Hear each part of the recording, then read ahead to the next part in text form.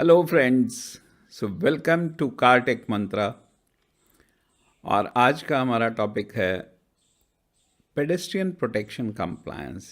ये क्या चीज़ है? मैंने अक्सर देखा है हमारे जो सेल्स से रिलेटेड लोग हैं वो पेडेस्ट्रियन प्रोटेक्शन कंप्लायंस को सही से समझा नहीं पाते हैं कस्टमर को कि ये है क्या। तो इसीलिए मैंने डिसाइड किया कि आज मैं एक वीडियो बनाता हूँ पेडेस्ट्रियन प्रोटेक्शन कंप्लायंस पे, ताकि जो भी डाउट्स हैं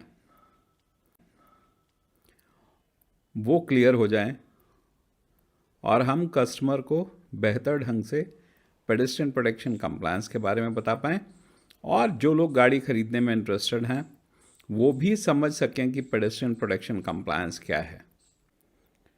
दोस्तों, सबसे पहला जो पेडेस्ट्रियन प्रोटेक्शन कंप्लायंस में समझने की ज़रूरत है वो ये है कि ये कोई एक फ़ीचर नहीं है।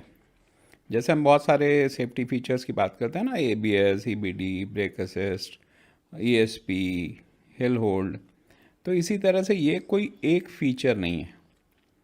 ये कम का मतलब होता है कुछ रूल्स एंड रेगुलेशंस हैं जिनको हम फॉलो कर रहे हैं, राइट। तो पेडेस्ट्रियन प्रोटेक्शन कंप्लायंस और जितने भी कंप्लायंसेज हैं, चाहे वो फ्रंटल इम्पैक्ट कंप्लायंस हो, चाहे फ्रंटल ऑफसेट इम्पैक्ट कंप्लायंस हो, चाहे साइड इम्पैक्ट कंप्लायंस हो, ये कंप्लायंसेज हैं। मतलब जो एंड रेगुलेशंस बनाए गए हैं उनको हम फॉलो करते हैं, उनको हम कंप्लाई करते हैं। That is the meaning of compliance.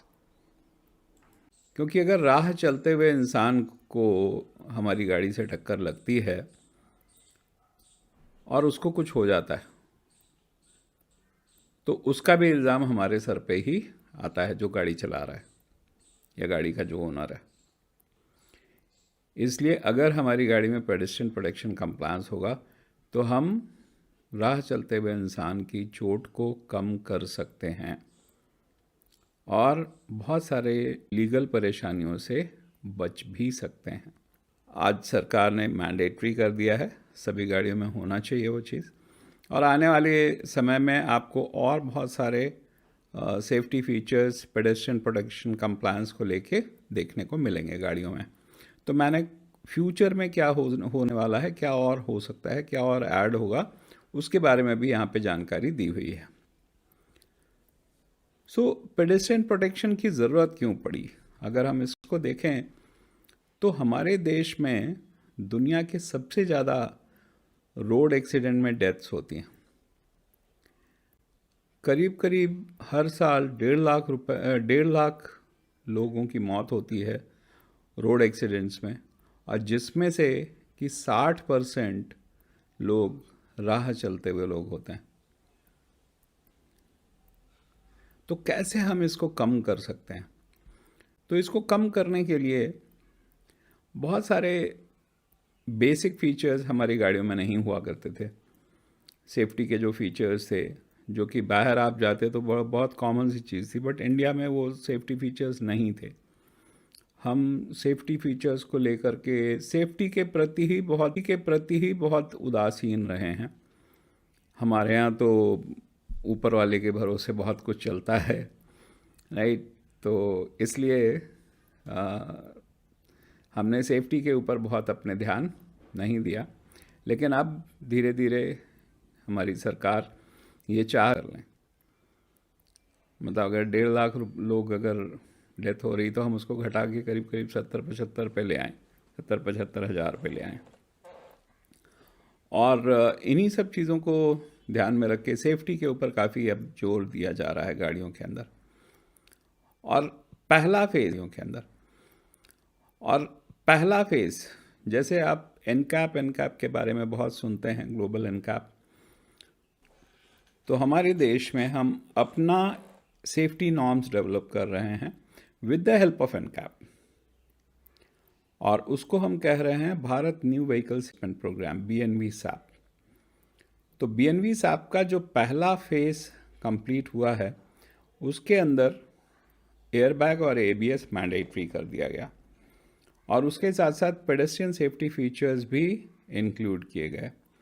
लेकिन अभी बहुत सारे पेडेस्ट्रियन सेफ्टी फीचर्स और आने हैं जो अभी इंक्लूड नहीं हुए हैं, जिसमें कि एक सेफ्टी सॉफ्टवेयर है जिससे कि एयरबैग कंट्रोल यूनिट एक्टिवेट होती है और आगे बोनट के पास एयरबैग निकलता है, जो अभी हमारे यहाँ पे जो मेजर जो मैन्युफैक्चरर्स हैं उन गाड़ियों में अभी नहीं है।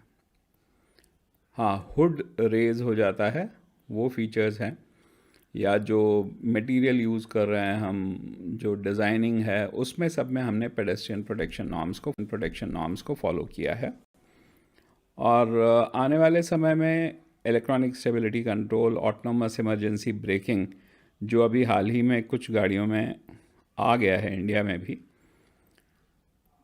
तो जैसे जैसे लोगों का रुझान सेफ्टी की तरफ बढ़ेगा, ज़्यादा चाहेंगे बजाय कि ब्रांड और पैसा। मानी बात है, सेफ्टी फीचर्स आप ऐड करोगे तो थोड़ा सा पैसा, थोड़ी सी गाड़ी जो है वो महंगी होगी। तो अब जो है लोगों का रुझान अपनी सेफ्टी के प्रति, अपने और दूसरों की सेफ्टी के प्रति बढ़ा है। इसलिए नए नए सेफ्टी फीचर्स अब आपको गाड़ियों में मिलेंगे। प्लस उसके साथ साथ सरकार भी स्ट्रिक्ट हो रही है सेफ्टी फीचर्स को लेके। तो पेडेस्ट्रियन सेफ्टी के लिए कैसे गाड़ियों की टेस्टिंग होती है, तो ये बेसिकली 5 पैरामीटर्स हैं पेडेस्ट्रियन सेफ्टी के, जिसमें कि यूरो एनकैप के अनुसार सबसे पहला जो है हेड इम्पैक्ट टेस्ट है। हेड इम्पैक्ट टेस्ट में जो टेस्ट कंडक्ट होते हैं, ये सारे के सारे, आपको एक और चीज़ बता दें कि जो टेस्ट कंडक्ट होते हैं वो 40 किलोमीटर पर आवर की स्पीड पे टेस्ट होते हैं। और इसमें हम देखते हैं कि जो पेडेस्ट्रियन है, जो राहगीर है, उसके सर को क्या है, बिकॉज हेड इंजरी सबसे ज़्यादा कैजुअल्टी का कारण होती है। तो इसीलिए सबसे ज़्यादा जो हम चेक करते हैं वो करते हैं कि सर पे चोट लगने के चांसेस कितने हैं। उसके बाद दूसरा डिफॉर्मेशन क्लियरेंस है, जो जब सर अगर बोनट पे गिरता है तो कितना डिफॉर्म होता है, क्योंकि मानी बात है फ्लेक्सिबिलिटी चाहिए। अगर बहुत हार्ड होगा, डिफॉर्म नहीं होगा, तो सर पे चोट ज़्यादा आएगी। अगर वो डिफॉर्म हो जाएगा, अगर वो पिचक जाएगा, दब जाएगा, तो हेड इंजरी कम आएगी। तो डिफॉर्मेशन क्लियरेंस, और डिफॉर्मेशन में भी कितना अंदर तक वो डिफॉर्म हो रहा है, कितना गहराई तक वो अंदर दब जा रहा है। उसके बाद दूसरा है एनर्जी एब्जॉर्बिंग स्ट्रक्चर।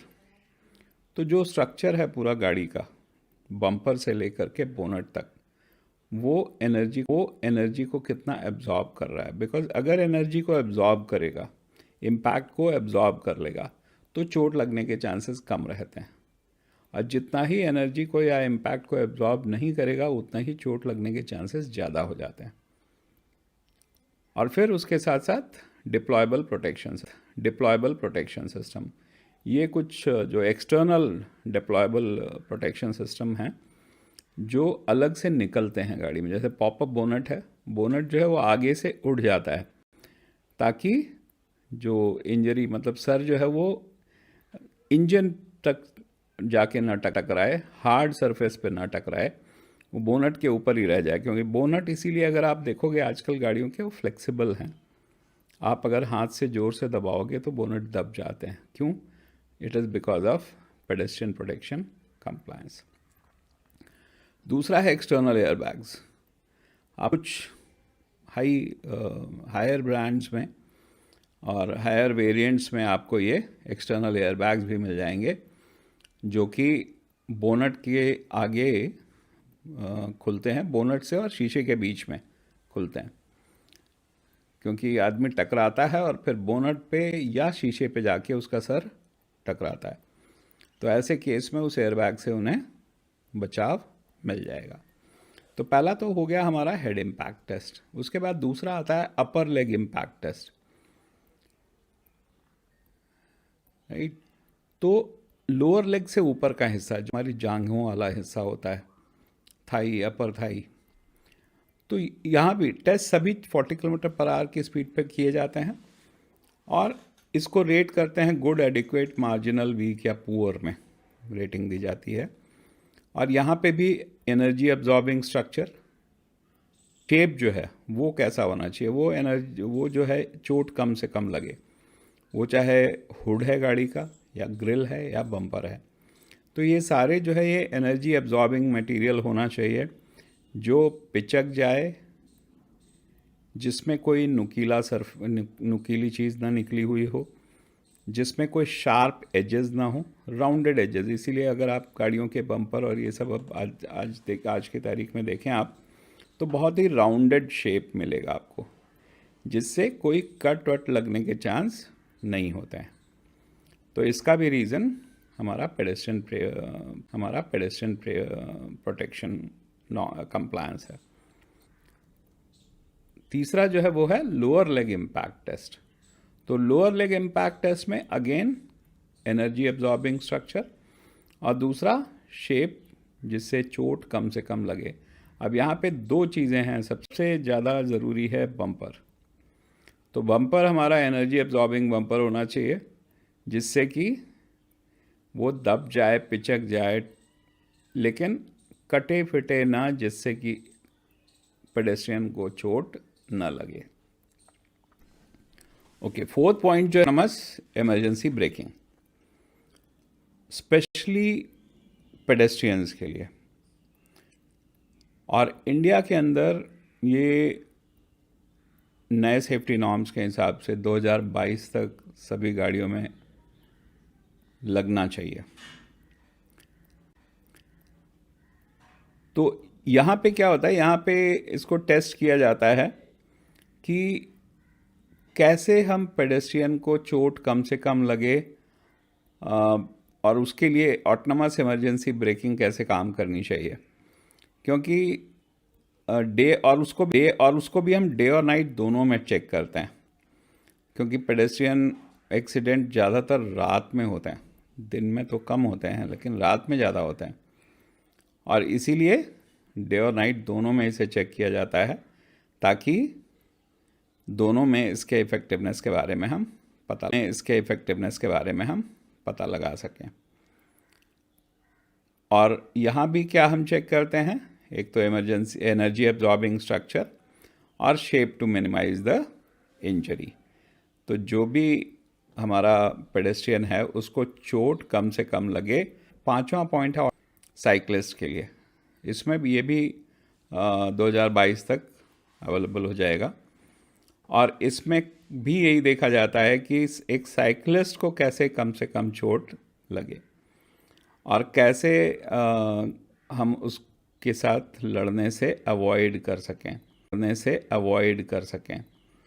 एक साइकिलिस्ट अक्सर अचानक से निकल के आता है, और ऐसी कंडीशन में अगर ये गाड़ी की स्पीड भी कम कर ले जाते हैं because of autonomous emergency breaking, तभी भी एक बहुत बड़ा उसको सक्सेस कह सकते हैं। जो इम्पैक्ट है वो काफ़ी रिड्यूस हो जाएगा।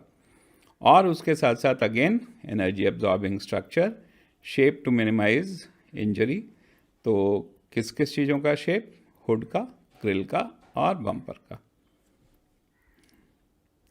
तो उसके लिए किया क्या गया है, सबसे बड़ी चीज़ है पेडेस्ट्रियन सेफ्टी को इम्प्रूव करने के लिए हमने क्या क्या चीज़ें करी हैं।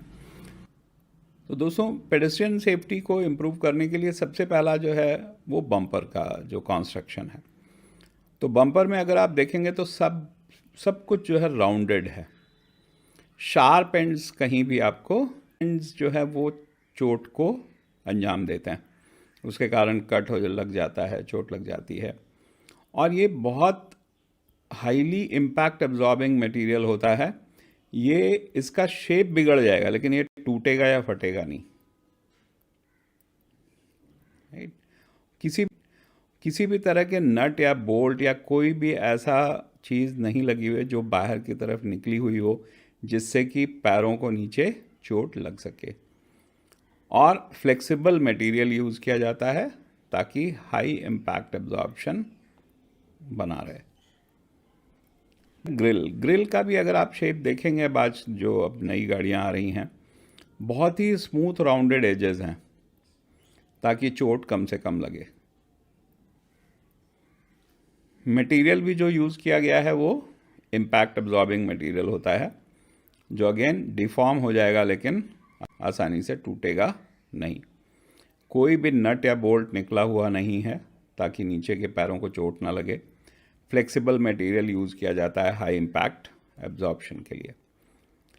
हुड में क्या बदलाव किए गए हैं, हुड में भी अगर आप देखेंगे तो सारे के सारे जो कैरेक्टर लाइंस हैं या जो भी चीज़ें हैं, आपको शार्प एज या शार्प सरफेस नहीं दिखाई पड़ेगा कहीं भी, जिसकी वजह से इंजरी कम होती है और ये इसको स्ट्रेंथ भी मिलती है। और इम्पैक्ट एब्जॉर्बिंग मटेरियल का हम यूज़ करते हैं ताकि ये डिफॉर्म हो सकता है लेकिन टूट या फटेगा नहीं आसानी से, ताकि सर को इंजरी कम से कम हो। किसी तरह का लोगो, नट या बोल्ट कुछ भी इसमें प्रोट्रूडिंग नहीं है, बाहर निकला हुआ नहीं होता है। फ्लेक्सिबल अपर लेयर होती है और उसके नीचे लोअर सपोर्ट होता है जो हाई इम्पैक्ट एब्जॉर्प्शन करता है। कई बार आप देखोगे बोनट कुछ हद तक दब जाता है अंदर और नीचे एक हार्ड सपोर्ट सिस्टम दिया हुआ है, राइट, तो वहाँ तक जाके रुक जाता है। कई बार लोग ये भी कंफ्यूज होते हैं, यार देखो गाड़ी कितनी हल्की है, हाथ रखा दब गया बोनट। वो एक्चुअली हल्की नहीं है, वो इसलिए ऐसा बनाया गया है ताकि आप जो है ताकि जो पेडेस्ट्रियन है उसको चोट कम से कम लगे। और अगर और भी कुछ आप जानना चाहते हैं पेडेस्ट्रियन सेफ्टी नॉर्म्स के बारे में, तो ऑटोनोमस इमरजेंसी ब्रेकिंग टेक्नोलॉजी आ रही है 2022 तक, ज़्यादातर गाड़ियों में आपको मिलेगी। अब कुछ गाड़ियों में आज आ चुकी है इंडिया के अंदर। और ऑटोनोमस व्हीकल्स क्या हैं, ऑटोनोमस व्हीकल्स कैसे काम करते हैं, ऑटोनोमस ब्रेकिंग टेक्नोलॉजी कैसे काम करती है, उसके लिए आप मेरे 2 वीडियोस जो यहाँ पे जिनका लिंक दिया गया है आप उनको भी देख सकते हैं। और आगे से उम्मीद है पेडेस्ट्रियन प्रोटेक्शन कंप्लायंस के बारे में हम जब किसी को भी बात करेंगे या हमें गाड़ी खरीदनी होगी तो हमारे पास पूरी इन्फॉर्मेशन होगी कि एक्चुअली ये है क्या चीज़, राइट। तो ये कंप्लायंस है, ये गवर्नमेंट के कुछ नॉर्म्स हैं, रूल्स रेगुलेशन हैं जिनको हम फॉलो कर रहे हैं गाड़ी की डिज़ाइनिंग में, मटेरियल और जो चाहे वो प्लास्टिक मटेरियल हो चाहे वो मेटालिक सरफेस हो, वो जो मटेरियल यूज़ किया जा रहा है वो हाई टेंसाइल हो, हार्ड बहुत ना हो। हाई टेंसाइल का मतलब उसमें वो इम्पैक्ट होने पे एनर्जी को एब्जॉर्ब करेगा। अब कैसे करता है एनर्जी को, थोड़ा सा डिफॉर्म हो जाएगा। तो कभी भी सेफ्टी को हल्के होने से कंपेयर मत करिए। गाड़ी हल्की है इसका मतलब ऐसा नहीं होता है कि गाड़ी अनसेफ है। वो गए ज़माने जब कहते थे, हिंदी में एक होता है लोहा लाठ गाड़ी, तो जब गाड़ी लोहा लाठ होती थी तो उस समय कोई सेफ्टी फीचर नहीं होते थे और गाड़ियों की स्पीड बहुत लो होती थी। आज आप गाड़ियाँ बहुत हाई स्पीड पे चला रहे हो, 120, 140, 160 तक लोग चले जाते हैं। तो जब आप इतने हाई स्पीड पे गाड़ियाँ चला रहे हो तो आपको सेफ्टी फीचर्स ज़्यादा इम्पॉर्टेंट हैं बजाय कि गाड़ी के बॉडी के स्ट्रॉन्ग होने के, क्योंकि स्ट्रॉन्ग होने के बहुत सारे और नुकसान भी हैं और हल्के होने के बहुत सारे फ़ायदे भी हैं। वो भी एक वीडियो में बहुत जल्दी ही डालने जा होना ये दिखाता है कि गाड़ी सेफ़ कम है। तो ये एक मिथ है हम लोगों के अंदर, उस मिथ को भी मैं बहुत जल्दी तोड़ने वाला हूँ। और प्लीज़ अगर आपको ये वीडियो अच्छा लगा हो, सब्सक्राइब करिए, लाइक करिए और शेयर करिए आगे अपने दोस्तों में, अपने जानने वालों में, जो लोग गाड़ी खरीदने जा रहे हैं उनके लिए भी। और कंप्लायंस के ऊपर और भी मैं 1-2 वीडियोस भेजूंगा। अभी तो मैं सीधे एक वीडियो देने जा रहा हूं आप सबको, जो लाइट और सेफ्टी कि क्या गाड़ी का हल्का होना मतलब सेफ्टी कम है गाड़ी की, उसके ऊपर एक वीडियो बहुत जल्दी डालूंगा मैं, ताकि वो एक मिथ हम सबके दिमाग से निकल सके। So thank you for watching this video. Don't फॉरगेटने से फ़ायदा ये है कि जो भी मेरे नए वीडियोस आएंगे वो आप तक पहुंच जाएंगे. So thank you so much and see you in the next video. Thank you.